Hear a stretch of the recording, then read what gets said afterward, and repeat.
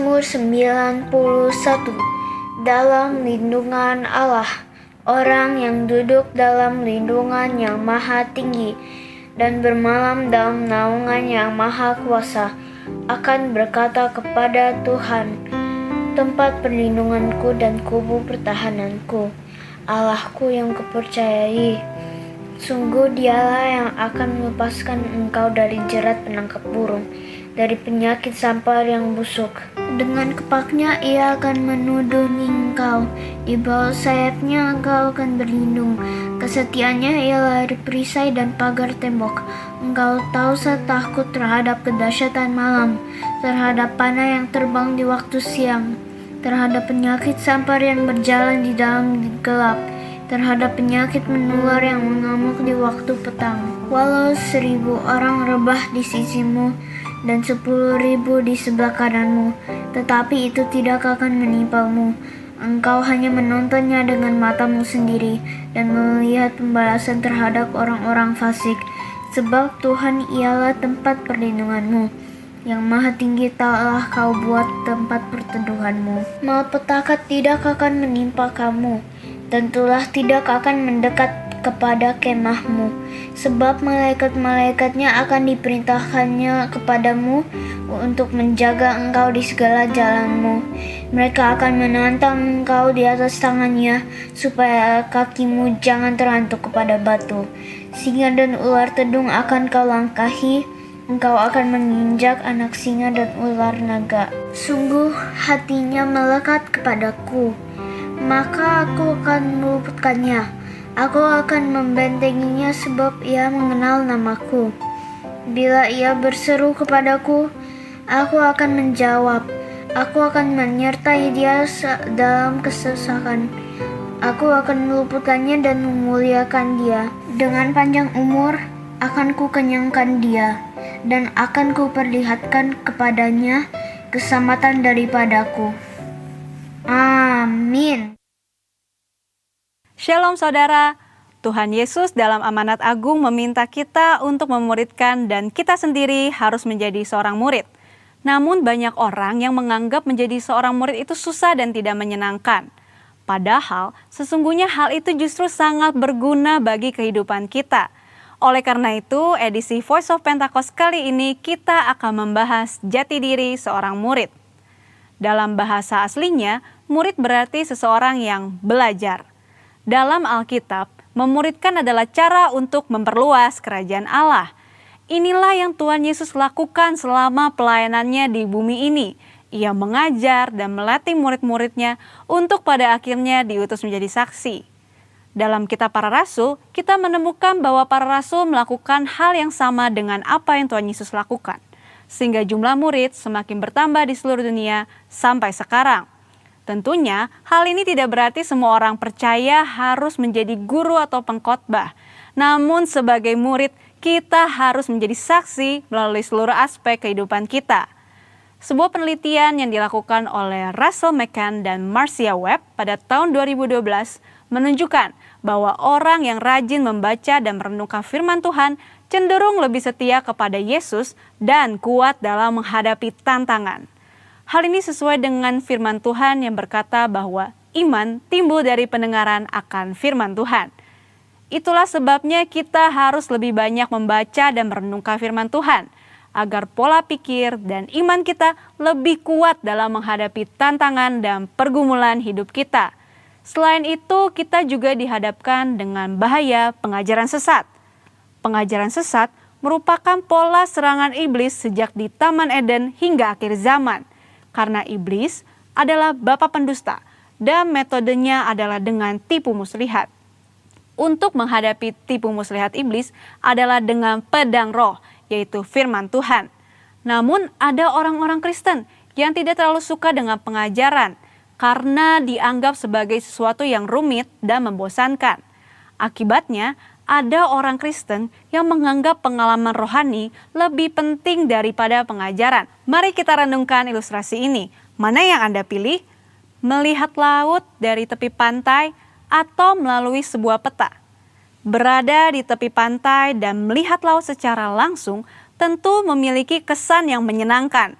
dibandingkan saat kita melihatnya melalui sebuah kertas yang terasa membosankan. Pengalaman rohani sama seperti melihat laut secara langsung dari tepi pantai, pasti lebih menyenangkan. Namun dengan menggunakan peta, kita dapat menyeberangi lautan, dan peta dibuat berdasarkan pengalaman banyak orang. Pengajaran sama seperti peta, sepertinya membosankan, tetapi pengajaran disusun oleh orang-orang yang sudah mengalami banyak pengalaman rohani. Dan pengajaran memberikan perspektif yang lebih luas dibandingkan pengalaman rohani kita secara pribadi. Jadi, pengalaman rohani dan pengajaran sama pentingnya. Asumsi lainnya adalah menganggap pengajaran sebagai sumber perpecahan gereja. Namun tidak semua perpecahan adalah sesuatu yang buruk, terutama ketika berhadapan dengan pengajaran yang bertentangan dengan Alkitab. Albert Mohler menggunakan istilah theological triage, yaitu metode untuk menentukan tingkat kekritisan sebuah pengajaran. Tingkat pertama, yang paling kritis, yaitu pengajaran dasar yang mempengaruhi keselamatan seseorang, yaitu pengajaran mengenai Alkitab adalah firman Tuhan, ketritunggalan Allah, ketuhanan Yesus, karya penebusan, keselamatan karena kasih karunia melalui iman hanya kepada Yesus Kristus. Pada tingkatan ini, maka perbedaan pengajaran sekecil apapun tidak dapat ditoleransi, sehingga penolakan dan perpecahan dapat diterima, bahkan mungkin harus terjadi dan tidak dapat dihindari. Tingkat kedua adalah pengajaran yang tidak mempengaruhi keselamatan, namun berpotensi memisahkan gereja. Contohnya pengajaran mengenai kepastian keselamatan, metode baptisan air, serta baptisan dan karunia Roh Kudus. Mungkin saja kita memiliki doktrin yang berbeda dengan gereja non-Pentakosta, namun kita tidak dapat mengatakan bahwa mereka tidak diselamatkan selama mereka percaya kepada Yesus Kristus sebagai Tuhan dan Juru Selamat. Tingkat ketiga, pengajaran yang berbeda namun tidak esensial untuk memisahkan gereja, seperti pengajaran mengenai urutan peristiwa Second Coming dan akhir zaman. Tanpa mengenali tingkat kekritisan pengajaran ini, maka kemungkinannya perbedaan pengajaran sekecil apapun dapat mengakibatkan perpecahan. Di sisi lain, terjadi kompromi yang berbahaya ketika pengajaran yang bertolak belakang diterima di dalam gereja. Lalu, apa langkah praktis yang harus kita lakukan untuk menjadi seorang murid yang sejati? Mulailah dengan membaca Alkitab setiap hari, mendengarkan khotbah dan pengajaran yang sehat dari gereja, serta mengikuti kelas-kelas pengajaran KOM di gereja kita. Ingat, seorang murid itu belajar. Belajar adalah sebuah usaha yang memerlukan ketekunan. Tuhan menegur bahkan mengutuk orang yang malas, baik yang malas bekerja maupun yang malas belajar. Marilah kita bertekun dalam pengajaran, dan Tuhan berjanji akan mempertajam telinga kita sebagai seorang murid. Maranatha, Tuhan Yesus memberkati. Bapak, Ibu, Saudara-saudara yang dikasihi Tuhan, mari sama-sama kita perkatakan apa yang dimaksud dengan Pentakosta ketiga. Pentakosta ketiga adalah pencurahan Roh Kudus yang dahsyat di zaman now, melebihi yang terjadi di Azusa Street. Pentakosta ketiga akan mengakibatkan penuaian jiwa yang terbesar dan terakhir sebelum Tuhan Yesus datang kembali. Pentakosta ketiga akan membangkitkan generasi Yeremia, yaitu anak-anak muda yang dipenuhi Roh Kudus, cinta mati-matian kepada Tuhan Yesus, tidak kompromi terhadap dosa, dan akan bergerak untuk memenangkan jiwa. Pentakosta ketiga lahir di Indonesia yang bergerak ke bangsa-bangsa. Gerakan ini dari timur ke barat dan akan kembali ke Yerusalem. Pentakosta ketiga akan memberikan kuasa untuk menyelesaikan amanat agung, dan setelah itu Tuhan Yesus datang kembali. Shalom Bapak Ibu Saudara yang terkasih di dalam Tuhan Yesus. Senang sekali rasanya kita bisa berkumpul kembali, kita bisa memuji Tuhan bersama-sama, kita bisa beribadah bersama-sama Bapak Ibu Saudara. Meskipun masih secara online, meskipun kita harus jaga jarak, tapi kita tetap harus unity. Amin Bapak Ibu Saudara. Saya percaya sukacita dan berkat kemurahan Tuhan ada di antara Bapak Ibu Saudara sekalian. Mari kita memuji Tuhan bersama-sama. Kita masuk hadirat Tuhan dengan hati yang mengucap syukur. Haleluya.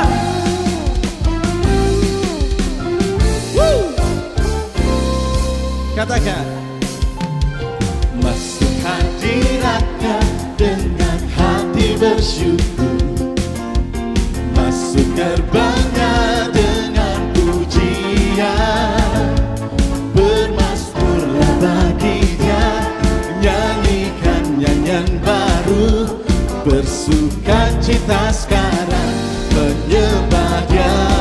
Masuk hadiratnya dengan hati bersyukur, masuk gerbangnya dengan pujian, bermazmurlah baginya, nyanyikan nyanyian baru, bersukacita sekarang tinggikan Dia. Saat hati bersyukur dan jiwa pun bersuka, hadirat Allah nyata dalam pujian. Saat kami menyembah dan tangan pun terangkat, Tuhan hadir dalam pujian umatnya. Haleluya. Oh, oh, oh.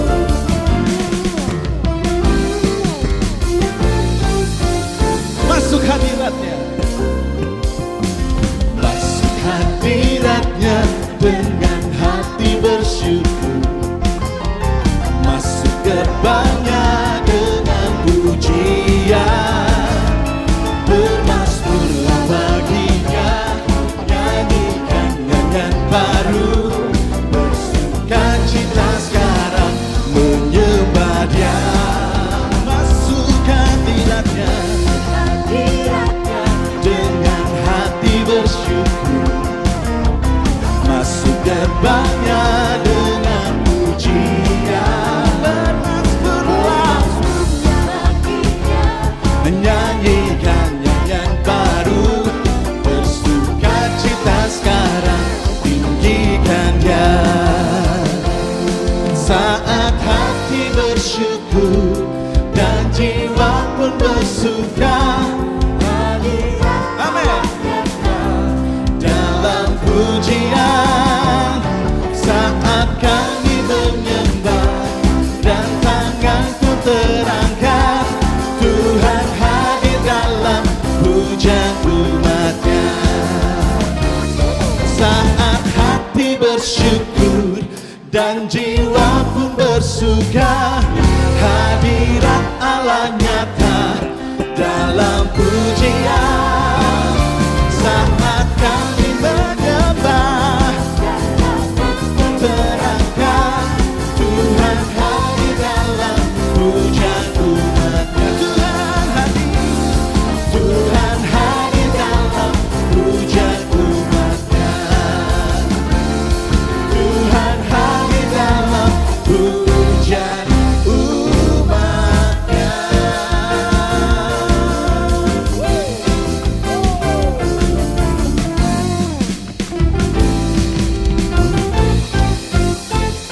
Haleluya.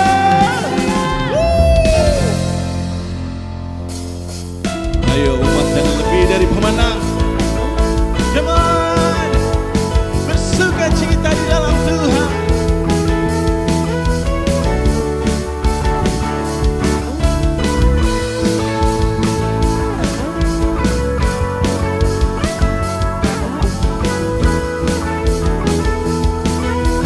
Lebih dari pemenang, lebih dari pemenang dalam segala perkara. Iblis tadi kalahkan oleh kuasa darahnya. Jika Allah di pihak kita, siapa dapat melawan? Kita lebih dari pemenang. Katakan lebih dari pemenang, lebih dari pemenang dalam segala perkara. Iblis tadi kalahkan oleh kuasa darahnya.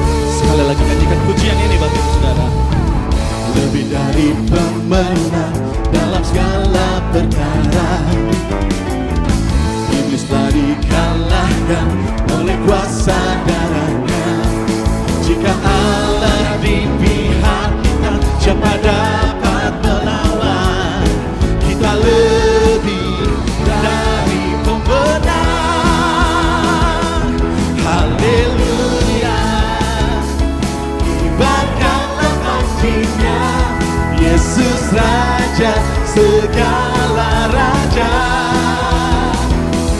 Haleluya, bangkitlah gerejanya, kita lebih dari pemenang. Katakan haleluya, haleluya, kibarkanlah panjinya, Yesus Raja segala raja.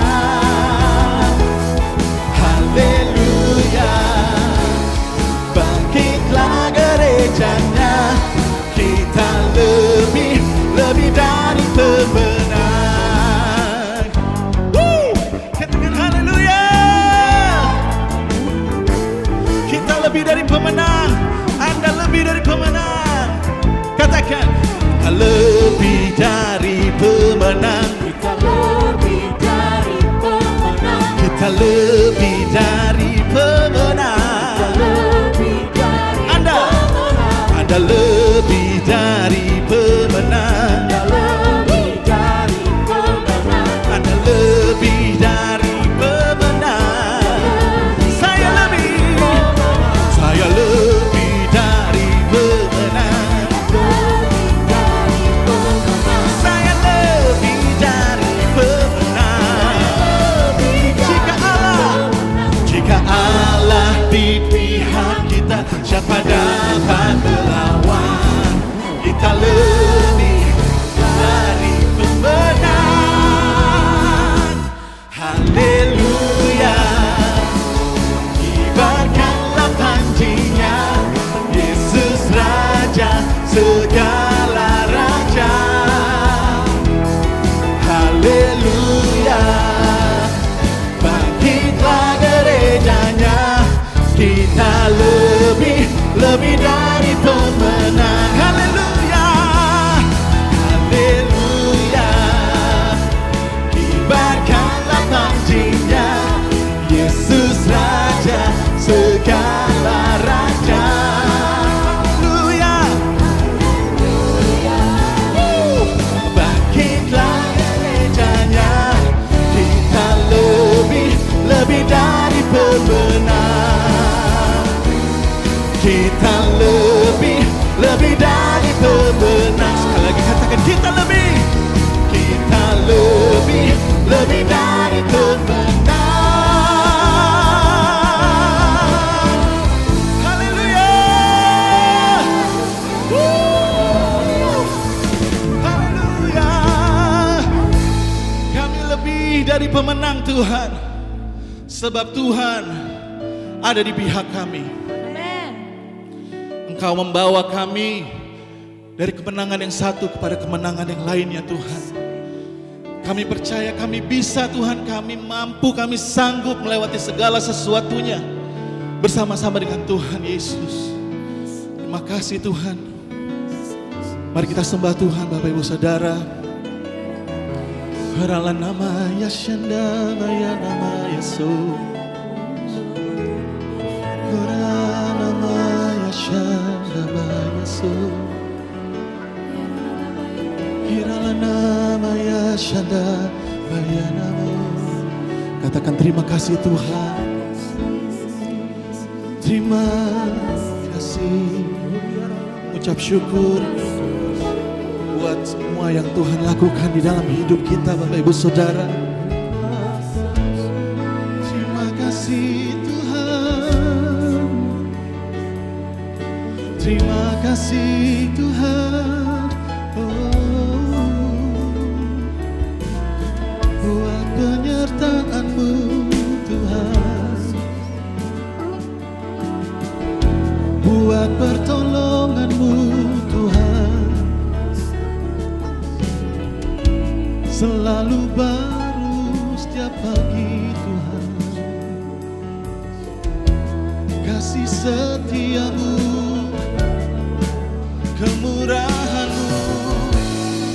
Huralah nama Yashanda Mayo. Huralah nama Yashanda Mayanamu. Haleluya.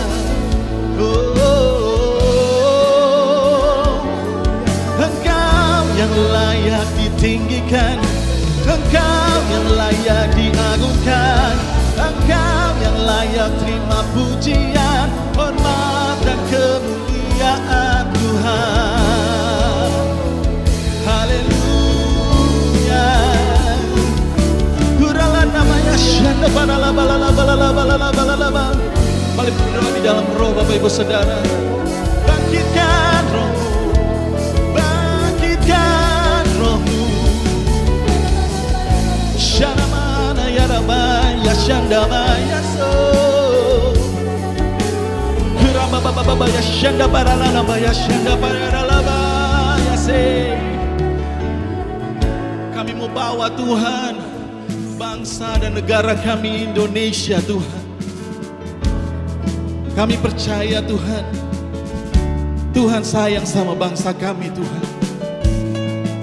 Terima kasih Tuhan buat negeri yang indah Tuhan. Terima kasih untuk semua yang boleh kami nikmati di dalam bangsa ini Tuhan. Orang nama Yasyara Baba Baba. Saat ini Tuhan, Engkau tahu apa yang sedang melanda negeri kami Tuhan. Saat ini Tuhan, Engkau tahu Tuhan apa yang sedang dialami oleh anak-anak-Mu Tuhan. Orang nama Yasyara Baba Baralaba Yasyanda Baralaba. Kami serahkan Tuhan bangsa ini ke dalam tangan-Mu Tuhan. Kami percaya Tuhan, rancangan Tuhan yang dahsyat akan mengubahkan negeri ini Tuhan. Tiada nama Yasyara Baba Baralaba Yasyanda Baralaba. Kami percaya Tuhan, kami akan melihat kemuliaan-Mu dinyatakan di atas negeri kami. Haleluya. Kami percaya Tuhan, akan ada pemulihan, akan ada kebangkitan yang besar di negeri kami. Nama Yesus ditinggikan, nama Yesus diagungkan. Biar setiap lidah mengaku, setiap lutut bertelut menyembah Yesus Kristus, satu-satunya Tuhan, satu-satunya juru selamat yang hidup. Hiralamana yasyana baralabalala.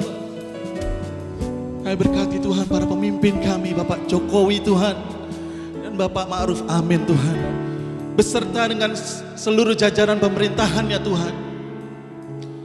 Kau berikan mereka Tuhan roh takut akan Tuhan, kebijaksanaan, hikmat dan marifat-Mu boleh turun atas pemerintahan kami Tuhan. Kami percaya dengan hikmat Tuhan, mereka akan membawa bangsa ini keluar sebagai pemenang. Ora nama Yasyara balala. Kami serahkan juga Tuhan gereja kami Tuhan. Ora nama Yasyara balala. Kami bawa Tuhan pemimpin-pemimpin kami Tuhan. Pendeta Niko Tuhan Otora Harjo, beserta dengan 4 wakil gembalanya, Pendeta Ferry Noviar Tuhan. Kami bawa semuanya ke dalam tangan Tuhan. Kami bawa setiap pelayan Tuhan yang setia melayani Tuhan, yang setia untuk memberitakan Tuhan. Kami serahkan semuanya Tuhan ke dalam rencananya Tuhan yang ajaib. Kami bawa jemaat-Mu Tuhan, jemaat Induk Senayan Tuhan. Berkati mereka Tuhan, sembuhkan mereka Tuhan, pulihkan mereka Tuhan. Orang labaya syanda baralabalaba. Kami rindu Tuhan untuk mengalami Engkau kembali Tuhan, bersama-sama dalam unity siang dan malam Tuhan. Syanda bayaralabalaba. Pakai kami, mampukan kami Tuhan untuk menjadi the messengers of the third Pentecost Tuhan. Terima kasih Bapak, terima kasih Tuhan. Kami serahkan hidup kami, keluarga kami, semua yang kami kasih, semuanya kami serahkan hanya di dalam nama Tuhan Yesus. Kami berdoa dan mengucap syukur.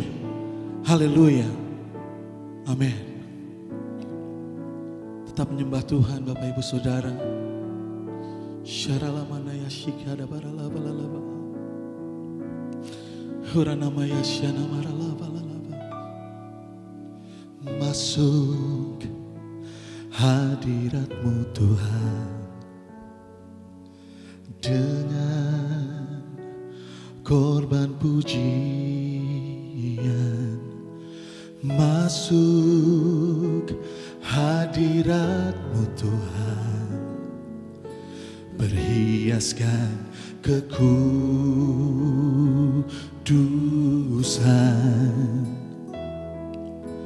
Di hadapan hadirat-Mu Tuhan, ku rasakan kedamaian.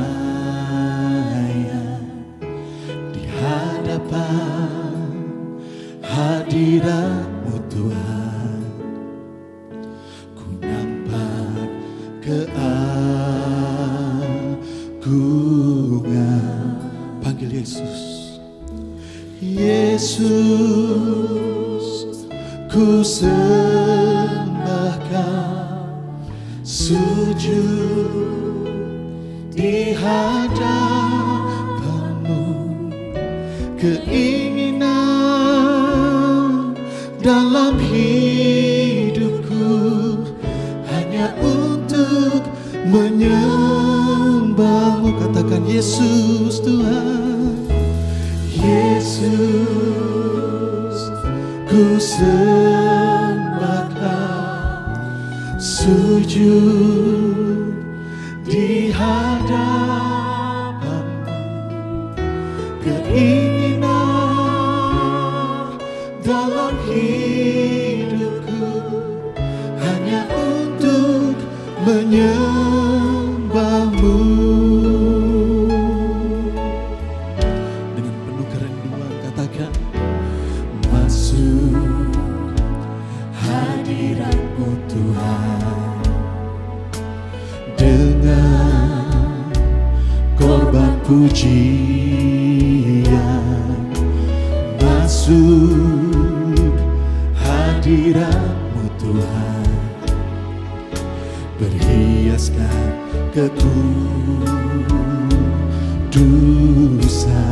Di hadapan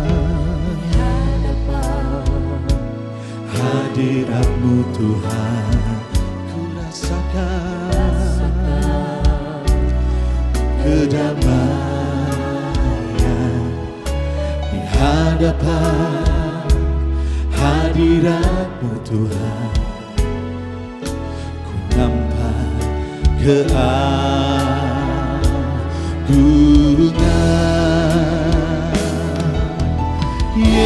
Yesus, ku sembahkan, sujud di hadapan-Mu. Keinginan dalam hidupku hanya untuk menyembah-Mu. Yesus, ku sembah,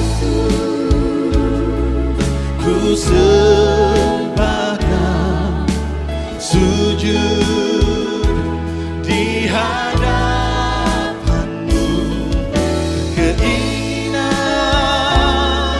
dalam hidupku hanya untuk menyembah-Mu. Mari sembah Tuhan bersama-sama di dalam roh. Kinarabaya syanda baralabalalabalaba. Syanda baralabaya syikyara labalalabalalabalalabalaba. Curahkan roh-Mu Tuhan. Kinarabaya syanda bayanabo. Syanda baralabalalabalalabalalabalalabalalabalaba. Ini kerinduan kami Tuhan. Ini kerinduan kami menyembah-Mu Tuhan. Syanda baralabalalabalalabalalabalaba.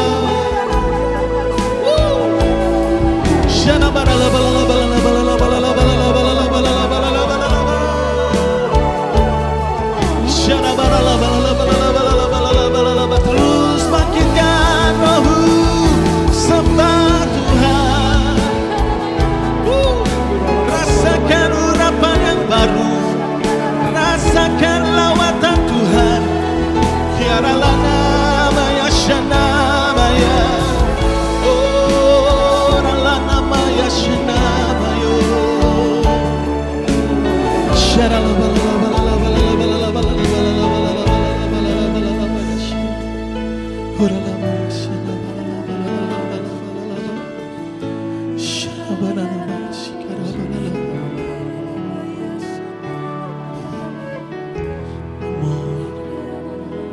Kudus mengalir Tuhan, kami rindu Tuhan.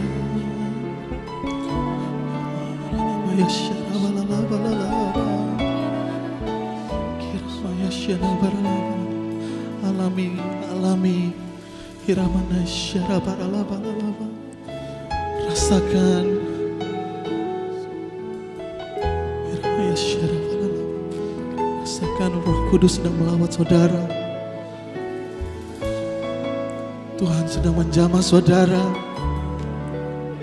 Kiramanaya syarabalalabalalabalaba. Tuhan ada di tengah-tengah saudara. Tuhan sedang peluk saudara, rasakan saudara. Kiramaya syarabalalabalaba. Sembah Tuhan, sembah Tuhan. Ada mujizat di dalam penyembahan kita saudara. Kemau Hiramanaya syarabalalabalaba. Kinamaya syarabalalabalaba. Syarabalalabalaba. Shanabaya so iralana maya se uralana maya sano. Hallelujah, hallelujah. Come on. Shanabalalabalalabalalabalalabalalabalalabalala. Katakan Yesus, ku sembahkan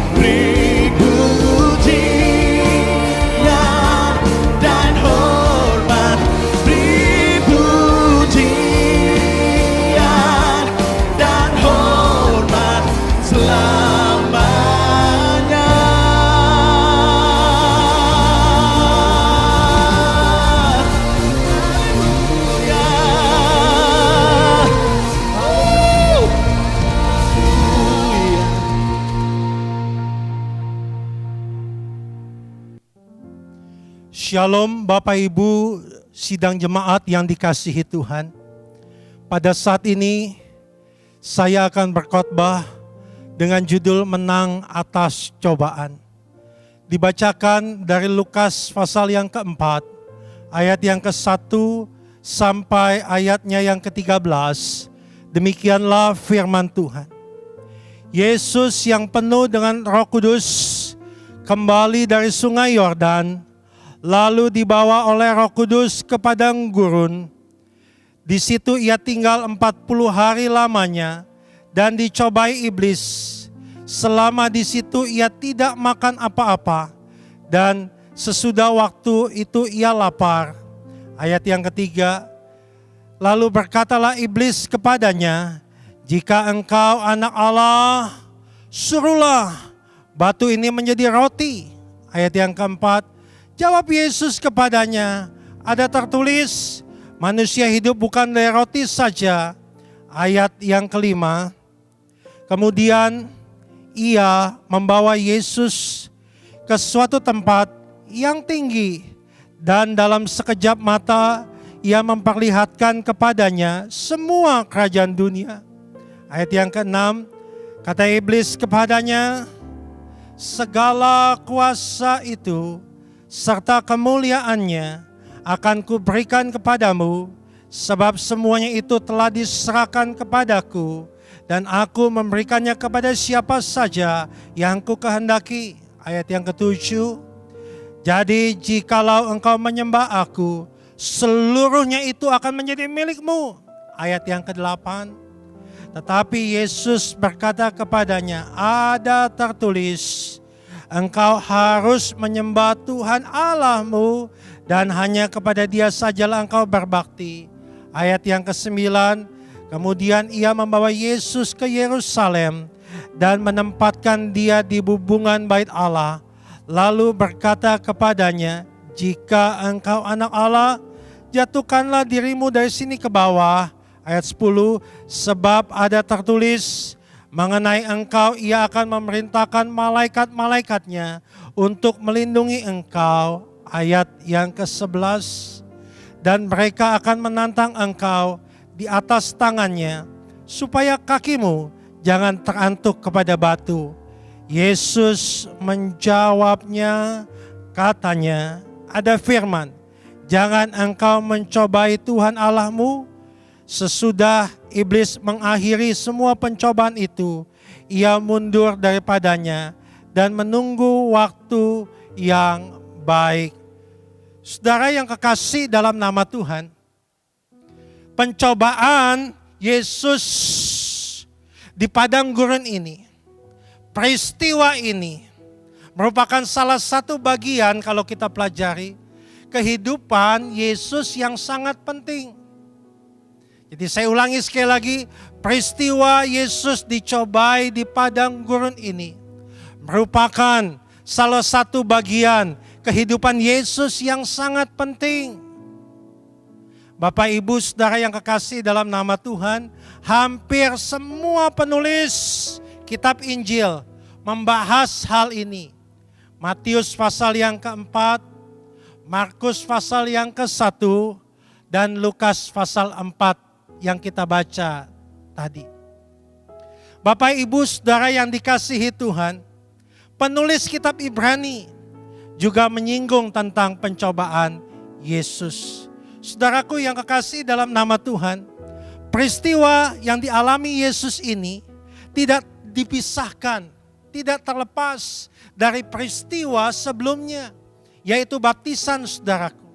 Di sini Yesus ditampilkan oleh penulis, baik Matius maupun Lukas, sebagai Adam yang terakhir. Kita tahu saudaraku yang kekasih dalam nama Tuhan, Adam yang pertama gagal, tidak memenuhi rencana Allah. Yesus di sini ditampilkan oleh penulis sebagai anak Allah yang menggenapi, yang taat pada perintah Bapaknya. Anak Allah secara hakikat, secara natur dia berhasil. Kita tahu mengapa Yesus ditampilkan sebagai anak Allah. Anak Allah, jika engkau anak Allah, karena engkau anak Allah. Karena Israel anak Allah adopsi ini telah gagal. Dan saudaraku yang kekasih dalam nama Tuhan, di sini saudaraku, Yesus dikontraskan dengan Israel. Kita tahu Israel keluar dari Mesir. Yesus juga keluar dari Mesir. Waktu Herodes ingin membunuh bayi Yesus, maka Yesus dibawa ke Mesir. Dan setelah itu, setelah Herodes meninggal, maka Yesus dibawa keluar dari Mesir. Bangsa Israel dicobai di padang gurun. Yesus juga dicobai di padang gurun. Bangsa Israel keluar dari Mesir, keluar dari air. Yesus juga keluar dari air. Setelah dibaptis, saudaraku, dia keluar dari air. Saudara yang kekasih dalam nama Tuhan, ketika di padang gurun, bangsa Israel mendapat firman dari Musa. Yesus juga, saudaraku, waktu dicobai, dia menggunakan firman tulisan dari Musa. Yesus dikontraskan dengan Israel. Tapi Israel gagal, Yesus menang. Tahu saudara, ada satu hal yang Allah tidak suka dan iblis juga tidak suka dihilangkan dari muka bumi. Apa itu? Saya ulangi lagi. Ada satu hal yang Allah tidak suka dan iblis tidak suka dihilangkan dari muka bumi. Apa itu saudara? Pencobaan. Apa sih bedanya ujian dan cobaan? Beda asalnya, beda sifatnya, beda tujuannya. Ujian berasal dari Allah. Cobaan berasal daripada iblis. Ujian sifatnya baik, cobaan sifatnya tidak baik. Ujian tujuannya, saudaraku, untuk membangun iman kita. Cobaan tujuannya menjatuhkan, menghancurkan kita. Jadi cobaan dari iblis, satu peristiwa yang sama, bisa jadi cobaan dari iblis, dan di saat itu juga bisa jadi ujian daripada Tuhan. Contohnya, waktu Yesus bilang kepada Simon, Simon, Simon, lihatlah, iblis ingin menampi kamu seperti gandum, tapi aku berdoa supaya imanmu jangan gugur. Lihat di sini, satu peristiwa bisa jadi cobaan dari iblis, dan di saat yang sama bisa jadi ujian daripada Tuhan. Saudara yang kekasih dalam nama Tuhan, kalau kita melihat saudaraku dalam ayatnya yang ke-1 di sini, Yesus yang penuh dengan Roh Kudus kembali dari sungai Yordan. Jadi peristiwa pencobaan tidak bisa dilepaskan dari peristiwa baptisan. Lalu dibawa oleh Roh Kudus. Ini menyatakan pimpinan Roh Kudus. Roh Kudus memimpin kita. Roh Kudus membuka jalan yang tertutup. Roh Kudus memberikan keberanian buat kita. Roh Kudus memantapkan visi kita. Roh Kudus memberikan keberanian buat kita. Kemudian dikatakan dibawa oleh Roh Kudus ke padang gurun. Berarti bukan kebetulan dia dicobai, tapi dipimpin, dibawa oleh Roh Kudus. Dalam Matius 4 jelas, dibawa oleh Roh Kudus untuk dicobai oleh iblis. Apa artinya saudaraku? Artinya adalah menyatakan Allah kita adalah Allah yang setia. 1 Korintus 10 ayat 13. Pencobaan-pencobaan yang kamu alami adalah pencobaan biasa. Allah setia, dia memberikan kepada kita jalan keluar. Saudara, mungkin saat ini rohanimu sedang stagnasi kah? Engkau nggak ada gairah lagi untuk memuji menyembah Tuhan. Engkau menghadapi situasi yang sulit, dunia seakan gelap.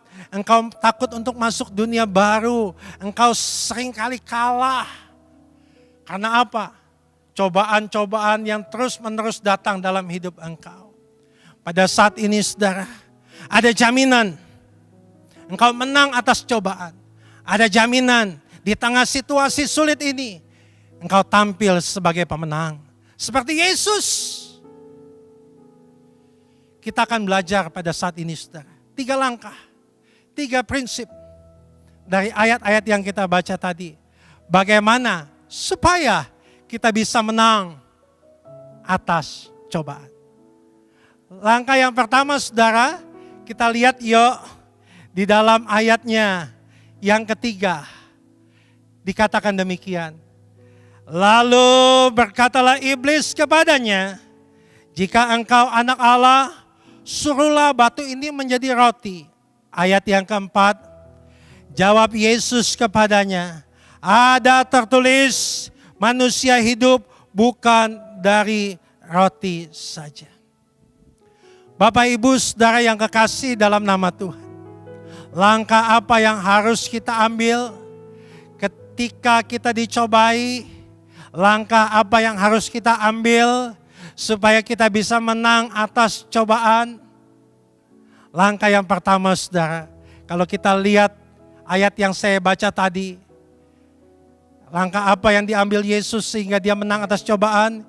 Yesus tidak mengambil jalan pintas untuk memenuhi keinginannya, tapi berserah penuh kepada Tuhan.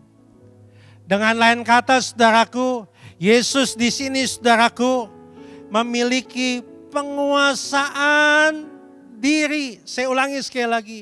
Di sini kalau kita lihat, saudaraku, Yesus memiliki penguasaan diri. Mengapa kita tidak bisa menang atas cobaan? Mengapa kita bisa jatuh dalam dosa? Karena kita tidak bisa menguasai keinginan kita. Saya ulangi sekali lagi.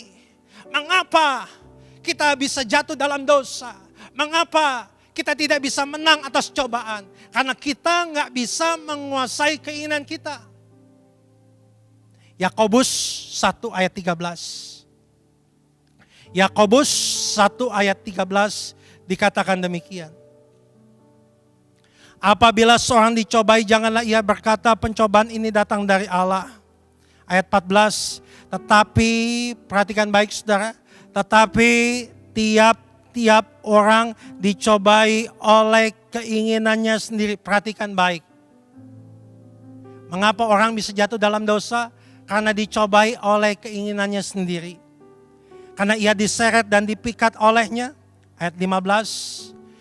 Dan apabila keinginan itu telah dibuahi, ia melahirkan dosa. Dan apabila dosa itu sudah matang, ia melahirkan maut. Jadi langkah yang pertama, saudaraku, yang Yesus lakukan, dia bisa menguasai dirinya. Harusnya, saudaraku, Yesus bisa makan. Sudah selesai puasa, hak dia. Yang berikutnya, saudara, bisa enggak saya mau tanya kepada saudara, Yesus mengubah batu menjadi roti. Saya mau katakan pada saudara ya, Yesus bisa mengubah apa aja dan siapa saja menjadi roti. Saya ulangi sekali lagi ya, Yesus bisa mengubah apa aja dan siapa saja menjadi roti. Tapi Yesus tidak lakukan. Hak Yesus untuk makan. Dia punya kuasa. Dari mana kita bisa ketahui karakter seseorang? Kasih dia kuasa. Yesus tidak salah gunakan kuasa yang diberikan Bapa kepadanya. Dia tidak ambil jalan pintas, dia menguasai dirinya, dia tunggu waktu Tuhan, dia berserah penuh kepada Tuhan. Bapak, Ibu, Saudara yang kekasih dalam nama Tuhan. Penting sekali di sini kita memiliki penguasaan diri supaya kita bisa menang atas cobaan. Buah dari penguasaan diri, saudaraku, engkau akan memiliki ketenangan bersikap. Saya ulangi sekali lagi. Engkau akan memiliki ketenangan bersikap. Mereka yang menguasai dirinya, saudaraku, mendapatkan supply yang cukup untuk bersikap, saudaraku, dengan tepat. Tidak buru-buru, tidak sembrono, tidak cepat-cepat. memberi respon terhadap sesuatu, hingga mendapatkan waktu yang pas untuk memberikan tanggapan. Sikap tenang menghasilkan racikan kehidupan yang tepat, saudaraku, dengan takaran-takaran yang kemudian membuatnya enak dinikmati. Buah penguasaan diri selanjutnya, saudaraku, adalah kejernihan berpikir. Buah penguasaan diri selanjutnya, saudaraku, adalah ketahanan menderita.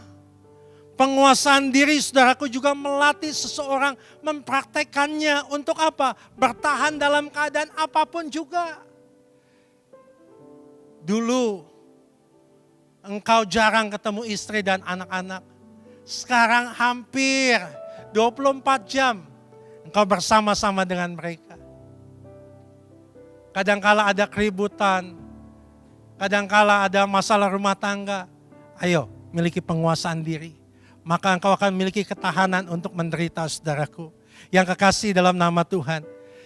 Buah penguasaan diri selanjutnya adalah apa, saudaraku? Kedewasaan bertindak. Kekanak-kanakan selalu dekat dengan kecerobohan. Salah langkah dan ujung-ujungnya adalah kerugian. Mereka yang dibekali oleh self-control, saudaraku, yang memadai, dapat beranjak dari kekanak-kanakan menuju kedewasaan. Saudaraku yang kekasih dalam nama Tuhan. Buah penguasaan diri selanjutnya adalah kerelaan untuk berbagi. Bagaimana saya bisa memiliki penguasaan diri?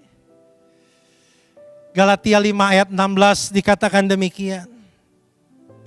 Galatia 5 ayat 16 dikatakan demikian. Maksudku ialah hiduplah oleh Roh. Mengapa kita tidak bisa mengendalikan diri kita? Karena kita tidak hidup oleh Roh. Hiduplah oleh Roh, maka kamu tidak akan menuruti keinginan daging. Daging lemah, daging mudah menyerah, daging terbatas. Kalau engkau hidup oleh Roh, Roh akan membawa kita melewati batas daging. Kalau engkau hidup oleh Roh, engkau tidak mudah menyerah. Kalau engkau hidup oleh Roh, engkau tidak terbatas.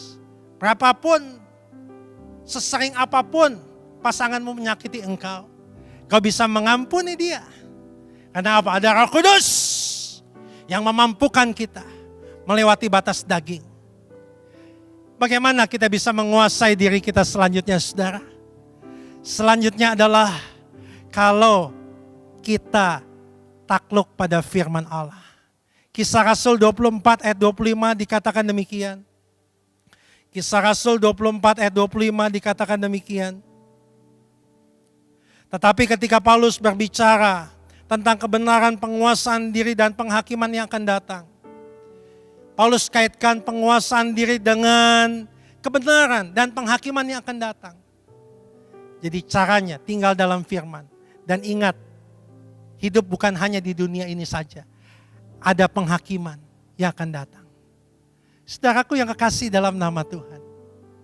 Langkah yang pertama yang dilakukan Yesus sehingga dia bisa menang atas cobaan. Dia memiliki penguasaan diri. Ada seorang ibu, saudara, dia disakiti oleh suaminya. Ada seorang ibu, saudara, dia seringkali diperlakukan kasar. Kemudian apa yang terjadi? Dia pernah diturunkan di jalan tol, Tomang sampai Serpong. Dia harus jalan kaki, untung ada yang memberi tumpangan kepada dia. Ketika suaminya sakit, dia tetap mendoakan tuh. Dia tetap mengasihi tuh. Luar biasa. Karena ada penguasaan diri ini, saudaraku. Karena dia bisa menunjukkan kasih, ketenangan, kedewasaan. Tuhan jawab doanya. Sama kan? Karena Yesus menguasai diri, karena Yesus menunggu waktunya Tuhan. Kalau kita lihat dalam Matius pasal yang keempat, lalu iblis meninggalkan dia dan lihatlah malaikat-malaikat datang melayani Yesus. Bapa memperhatikan, Bapa menjuru malaikatnya melayani Yesus. Lo gak ada kata-kata Bapa menyuruh malaikat, arti kata malaikat, yang diutus. Mengapa Bapa mengirimkan malaikat? Sebab Yesus menguasai diri. Yang kedua, saudara, langkah apa yang harus kita ambil supaya kita bisa menang atas cobaan? Yuk kembali Lukas 4 ayatnya yang kelima. Kemudian ia membawa Yesus ke suatu tempat yang tinggi. Dan dalam sekejap mata ia memperlihatkan kepadanya semua kerajaan dunia. Kata iblis kepadanya, segala kuasa itu serta kemuliaannya akan kuberikan kepadamu. Sebab semuanya itu telah diserahkan kepadaku. Dan aku memberikannya kepada siapa saja yang ku kehendaki. Ayat 7 saudara lihat di sini. Jadi jikalau engkau menyembah aku, seluruhnya itu akan menjadi milikmu. Tetapi Yesus berkata kepadanya, ada tertulis, engkau harus menyembah Tuhan Allahmu dan hanya kepada Dia sajalah engkau berbakti. Langkah yang kedua, bagaimana kita bisa menang atas cobaan? Kita harus memiliki komitmen kepada Tuhan. Di sini dalam ayat ini, ayat yang ke-8 dikatakan, engkau harus menyembah Tuhan Allahmu dan hanya kepada Dia sajalah engkau berbakti. Yesus memiliki komitmen yang tinggi kepada Bapaknya. Iblis pintar saudara. Dia sudah pakai firman, sekarang dia pakai apa saudara? Rumah Bapaknya dan kota Bapaknya. Tapi Yesus tidak tergoda, dia menang atas cobaan karena dia memiliki komitmen yang tinggi kepada Bapaknya. Mengapa kita jatuh dalam cobaan? Mengapa kita kalah dan kalah lagi? Karena kita nggak memiliki komitmen. Pak, Bu, engkau harus memiliki komitmen kepada Tuhan. Ini yang penting. Saat-saat ini banyak godaan. Udah, ngapain ikut-ikut Tuhan? Mana miskin juga. Buat apa ikut Tuhan? Lihat usahamu bangkrut. Mana Tuhanmu? Ayo mana ikut Tuhan? Sakitmu gak sembuh-sembuh. Encokmu gak sembuh-sembuh. Bengekmu gak sembuh-sembuh. Mana?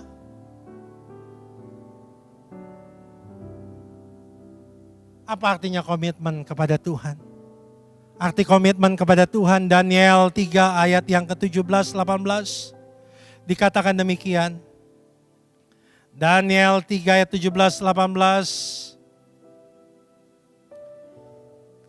Jika Allah yang kami sembah, kami puja sanggup melepaskan kami, maka Ia akan melepaskan kami dari perapian yang menyala-nyala itu. Dan dari dalam tanganmu ya Raja. Ayat 18. Tetapi seandainya tidak, ini arti komitmen kepada Tuhan. Hendaklah Tuanku mengetahui, ya Raja, bahwa kami tidak akan memuja dewa Tuanku dan tidak akan menyembah patung emas yang Tuanku dirikan itu.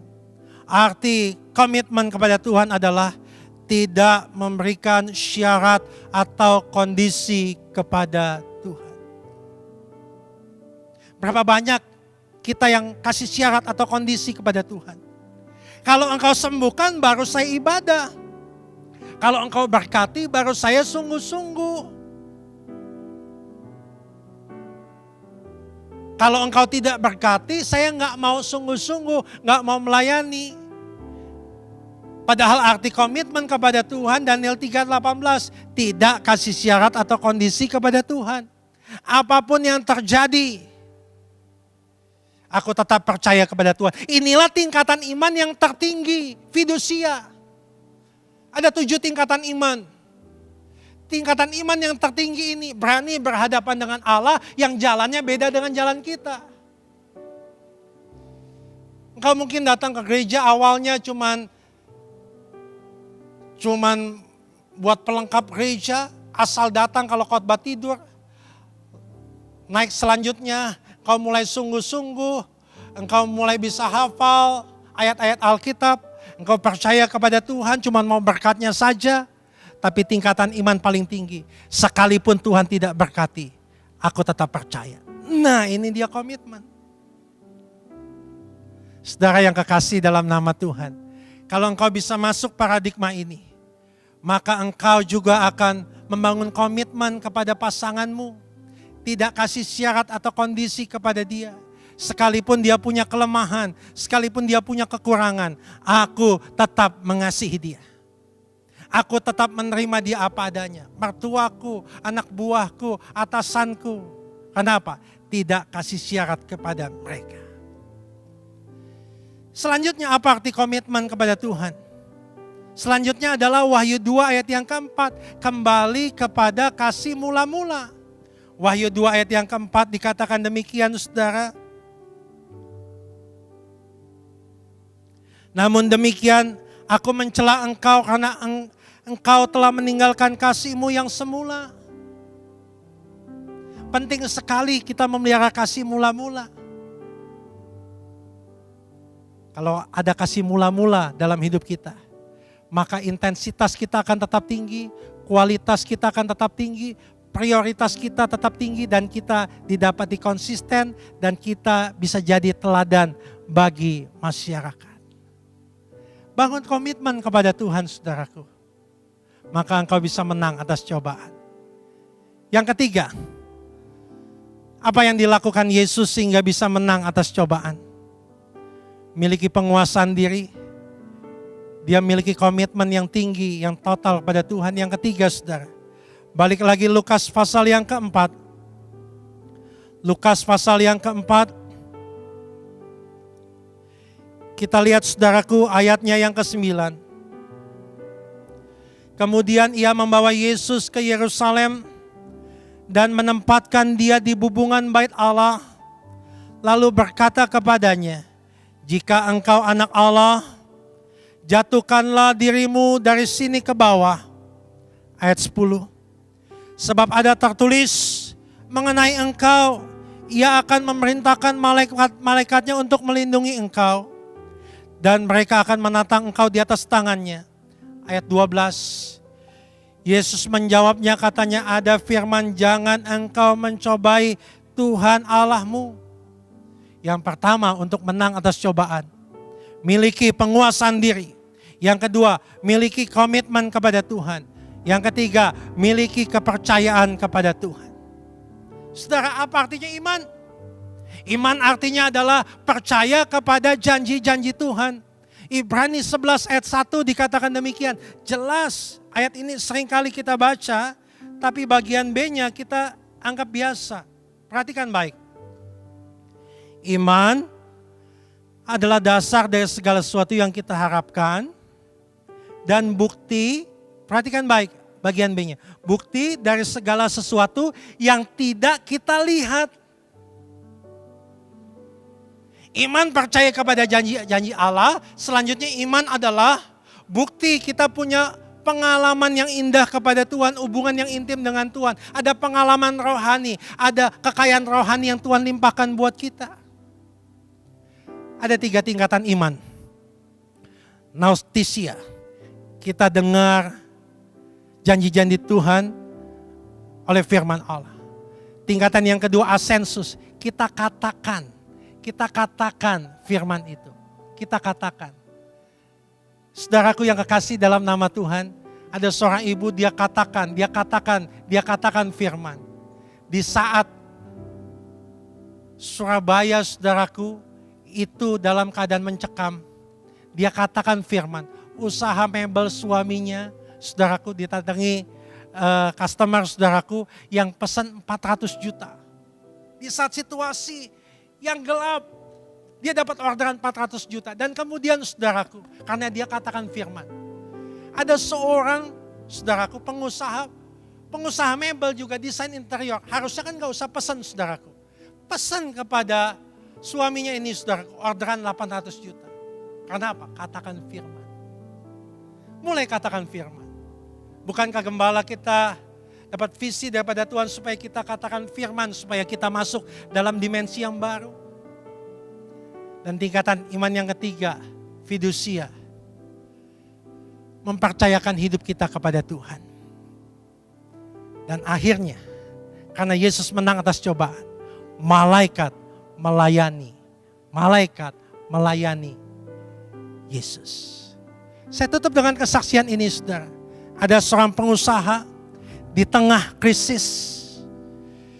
Dia nggak tahu lagi harus buat apa. Dia bingung. Dia doa sama Tuhan. Tuhan harus buat apa ya saya? Tahu saudara, Tuhan bilang demikian. Kau buat kaos bola. Hah, kaos bola? Untuk apa saya buat kaos bola? Buat yang banyak. Kalau saudara bagaimana? Mau buat tidak? Bapak ini saudara akhirnya buat. Modal 100 juta saudara. Dia buat. Dan apa yang terjadi saudara? Bulan berikutnya laku? Enggak laku. 2 bulan berikutnya laku? Enggak laku. Sampai saudaraku yang kasih dalam nama Tuhan belum lama. Dia dapat telepon dari Arab, saudaraku. Arab ingin membeli kaos bola yang dia punya, saudara. Sebab enggak ada yang punya stok banyak seperti dia. Modal 100 juta. Karena dia percaya kepada Tuhan. Karena dia memiliki karakter Kristus, menang atas cobaan. Dia enggak ke dukun, dia enggak ke dunia, dia tetap percaya kepada Tuhan. Dari modal 100, dia bisa untung saudaraku 800 juta. Tetap percaya, tetap andalkan Tuhan. Tuhan pasti buka jalan dalam hidup saudara. Tuhan Yesus memberkati Bapak Ibu Saudara. Amin. Bapak Ibu Saudara, mari sama-sama kita saksikan weekly update. Saudara, Anda dapat mengikuti ibadah minggu depan secara online melalui YouTube channel JIS Ministry dan melalui Facebook GBI Jemaat Induk Senayan. Ibadah disertai dengan perjamuan kudus. Anda diharapkan untuk menyiapkan roti dan anggur. Bila tidak dapat disediakan, Anda dapat menggantinya dengan crackers atau biskuit serta sirup. Anak di bawah usia 12 tahun tidak ikut perjamuan kudus. Mengikuti himbauan pemerintah terkait dengan pembatasan sosial berskala besar atau PSBB, maka seluruh kegiatan tengah minggu antara lain Women's Fellowship, UMAS, komunitas dewasa muda, dan pelayanan doa pemulihan masih ditunda. Kegiatan KUL akan tetap diadakan secara online dan diatur oleh masing-masing gembala KUL. Bagi yang membutuhkan pelayanan doa atau pelayanan yang mendesak serta tidak dapat dibatalkan terkait dengan ibadah penghiburan, Anda dapat menghubungi call center pelayanan jemaat di nomor 08 17 17 888 100.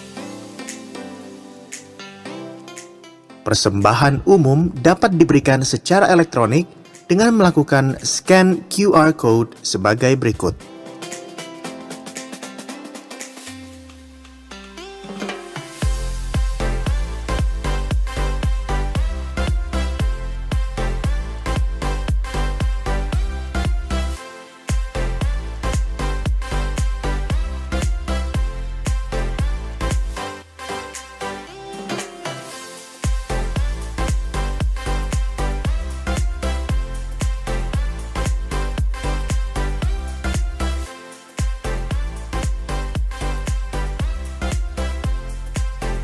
Persembahan umum dan persepuluhan dapat juga diberikan melalui transfer ke rekening Bank BCA, Bank Panin, dan Bank Permata atas nama GBI Jalan Gatot Subroto.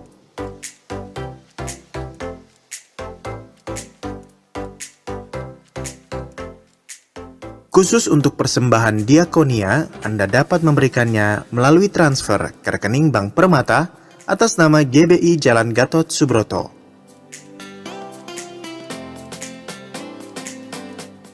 Anda diharapkan untuk mengirimkan bukti transfer melalui WhatsApp ke nomor 08 17 17 888 100 untuk mempermudah proses administrasi.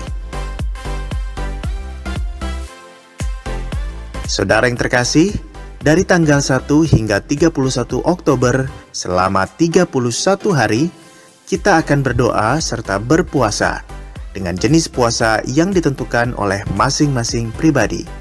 Mari kita berdoa untuk keamanan NKRI, damailah Indonesiaku, penyelesaian pandemi COVID-19, ancaman resesi ekonomi global, pencurahan Roh Kudus secara besar-besaran dan menyeluruh di era Pentakosta ketiga. Penyelesaian amanat agung Tuhan Yesus.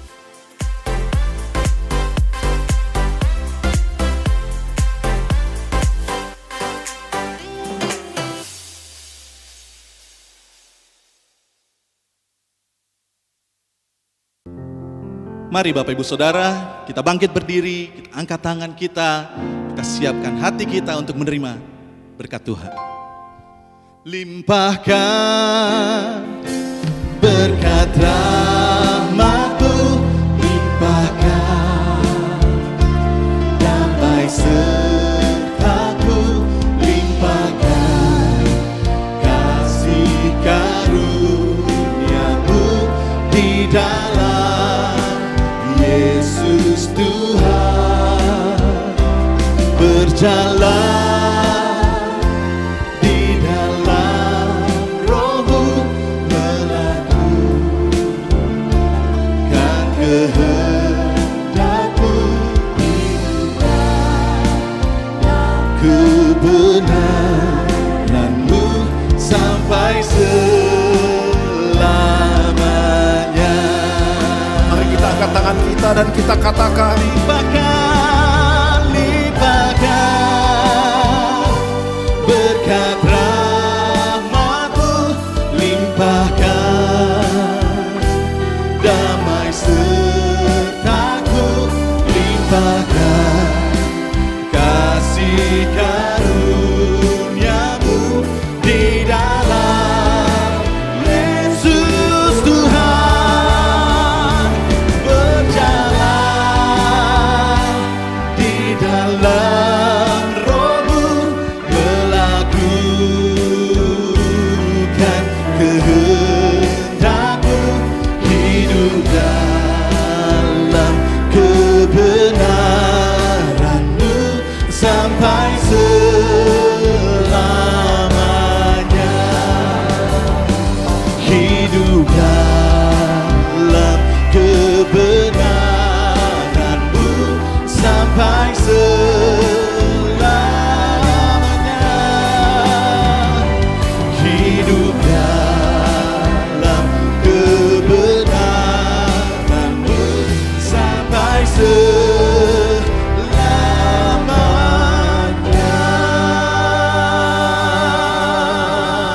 mari saudara-saudara dimanapun kita berada, mari kita angkat tangan kita dan buka hati kita di hadapan Tuhan. Oh raya laba laba laba laba laba laba laba laba laba.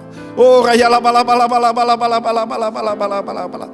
Inilah tangan-tangan yang terangkat ke hadapan-Mu ya Tuhan. Biarlah Engkau memberkatinya sendiri ya Tuhan.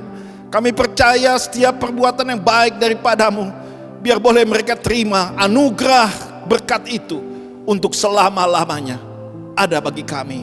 Biarlah kami boleh menerimanya dengan iman dan percaya. Segala berkat, kasih karunia, damai sejahtera dan sukacita yang berlimpah-limpah dari Allah Bapa, terlebih-lebih anugerah keselamatan di dalam Anak yang tunggal, disertai dengan penghiburan dan penyertaan yang manis oleh Roh Kudus, menyertai kita semua mulai saat ini sampai Tuhan menjemput kita di awan-awan, bahkan sampai kekal selama-lamanya.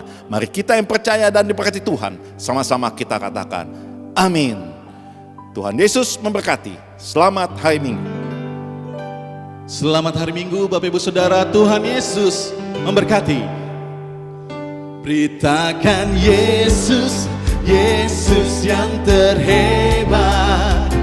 Kabarkan Yesus, Dia Tuhan segala Tuhan. Sampai setiap orang percaya dan mengaku Yesusku, Raja segala raja. Beritakan Yesus, Yesus, Yesus yang terhebat.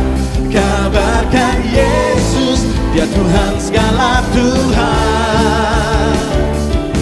Sampai setiap orang percaya dan mengaku Yesusku, Raja segala raja. Yesus yang terhebat. Kabarkan Yesus, Dia Tuhan segala Tuhan. Sampai setiap orang percaya dan mengaku Yesusku, Raja segala raja. Yesusku, Yesusku, Raja segala raja. Yesusku, Yesusku,